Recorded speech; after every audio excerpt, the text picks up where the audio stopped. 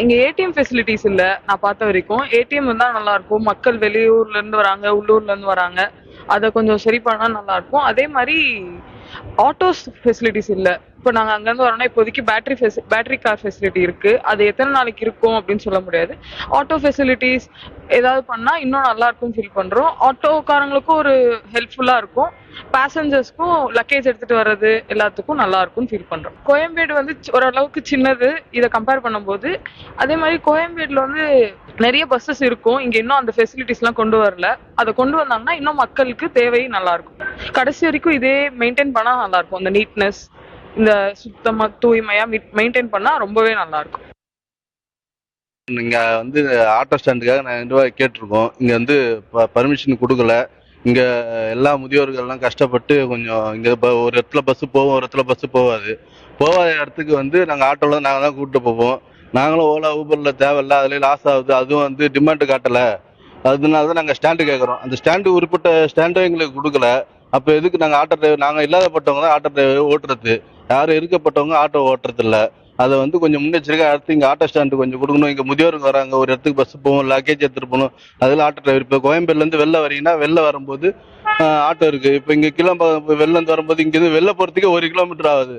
அப்போ போகும்போது அங்கே ஆட்டோ ஸ்டாண்டுக்கு போகும்போது வண்டலூர் போனோம், இல்லைன்னா ஊரப்பாக்கம் போனோம். இங்கே ஆட்டோ ஸ்டாண்டு குறிப்பிட்ட ஆட்டோ ஸ்டாண்டு கிடையாது. வண்டி நிப்பாட்ட விட மாட்டேன்றாங்க. அப்போ நிப்பாட்டினா ஆட்டோ ஏற்ற முடியும், இறக்க முடியும், சவாரி வந்து பேச முடியும். வயசானவங்க லக்கேஜ் தூக்கிட்டு வராங்க, அவங்க தூக்க முடியாம ஆட்டோ கேட்குறாங்க. இப்போ நீங்கள் அதே சொல்கிறேன், கோயம்பேடுலேருந்து நீங்கள் பஸ் ஸ்டாண்ட் விட்டு நீங்கள் வெளில வரனா உள்ளே ஆட்டோ இருக்குது. இங்கேருந்து வெளில போகிறதால 1 கிலோமீட்டர், கோயம்பேடுலனா கூட கொஞ்சம் ஒரு 200 மீட்டரில் வெளில வந்துடலாம்.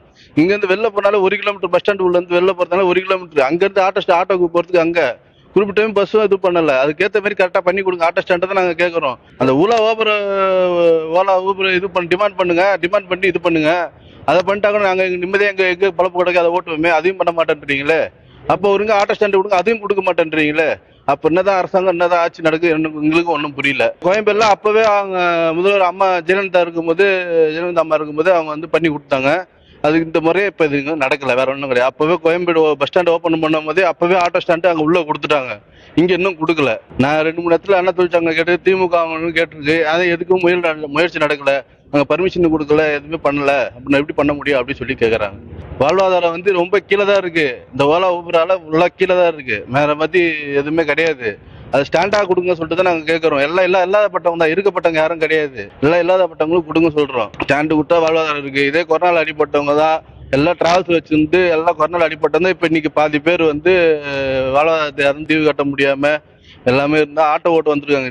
நான் ஒரு ஆள் கிடையாது, கிட்டத்தட்ட பல்லாயிரம் லட்சம் பேர் இங்கே டிராவல்ஸ் லைன்லேருந்து வந்து ஆட்டோ ஓட்டுறாங்க. அவங்களுக்கு கரெக்டாக வாழ்வாதாரத்தை கொடுங்க. அவங்களும் ஓலா ஊபர் நம்பி தான் ஓட்டுறாங்க. ஆனால் அந்த ஓலா ஊபர் அவங்களுக்கு பணத்தை தான் கொடுக்குறாங்க. ஒரு நாளைக்கு அவனுக்கு 1000 ரூபா கட்ட வேண்டியதாக இருக்குது. ஒரு 200 நீங்கள் தனியாக பண்ணுங்க. நீங்கள் பண்ணி கொடுத்து எனக்கு பண்ணி கொடுங்க. அரசாங்கம் இதுவாக பண்ணி கொடுங்க. எது இருந்தாலும் பார்க்குறீங்களா பண்ணுங்க. அப்போ எதுவும் பண்ணலன்னா அப்புறம் எதுக்கு நாங்கள் வாழ்வாதாரம், எங்களுக்கு எதுக்கு ரேஷன் கார்டு, எதுக்கு எங்களுக்கு ஓட்டர் ஐடி?